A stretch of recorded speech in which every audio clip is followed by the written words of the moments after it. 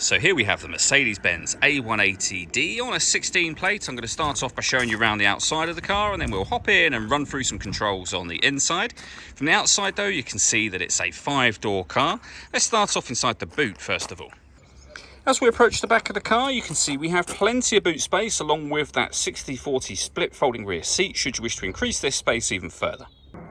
Okay, so we're just going to work our way back around to the front of the car, and then we'll hop in and run through some controls on the inside. But now that we've done a full circle of it, you can see it's in lovely condition the whole way round.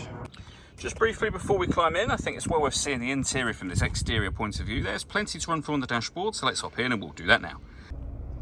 Okay, now that we're inside the car, we're going to start with the dials. On the left-hand side, we have the speedometer, we have the rev counter and coolant temperature gauge on the right-hand side. In the center, you can see there's a digital readout for the speedometer. You can change that information for various things, including, of course, the total miles of this car, which are 89,466. We're on the kind of driving data menu at the moment, the trip computer, but you've got other menus available to you as well. If we back out to the steering wheel, the buttons I was using a second ago are just here. Over on the right hand side, we then have the stereo and phone controls for the car. You'll only be able to use the phone after you've paired it up to the vehicle, of course, and that is done under the telephone heading on this main screen here. All of the movement that I'm making on the screen is all being done using this dial just here.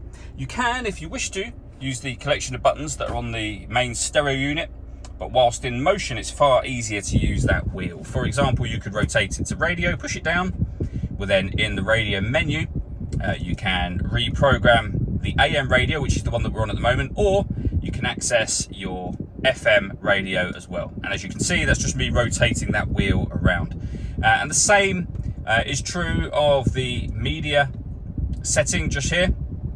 You can listen to your own music via many different ways, one of which is Bluetooth audio, which is what was being shown on the screen just there, but you do have a few other methods and you can rotate around to any of those as you wish. Below that, we then have the stereo unit itself. As I said, a few buttons on there that you can use to access some of those menus directly. We have the CD player, the main volume for the stereo. You can answer and end phone calls from on here as well. And then below that, we can, first of all, turn off the stop and start. This car is designed to cut out when it's stationary in traffic to save you fuel. That system is turned off when that light shows with our hazard warning lights, and you can change the driving setup of the car. So you're able to put it into individual, eco, comfort, or sport. It'll also show up on that main screen as well. And then below that, we have the air conditioning for the car. So you can determine the temperature, fan speed and direction you'd like the air to be distributed in. The air conditioning is on at the minute, so that's off, back on again. You can recirculate the air that's in the car. That's a great way of heating it up or cooling it down quickly depending on the temperature you've set over here, of course. We have a 12-volt charging socket and some storage just there. More storage here as well, and then that wheel that I mentioned just a moment ago. All that leaves me to say is thank you for taking the time to watch this video. If you'd like to come and see the car in person and have a test drive, please feel free to give us a call here at Surrey Specialist Cars. We'd love to hear from you soon.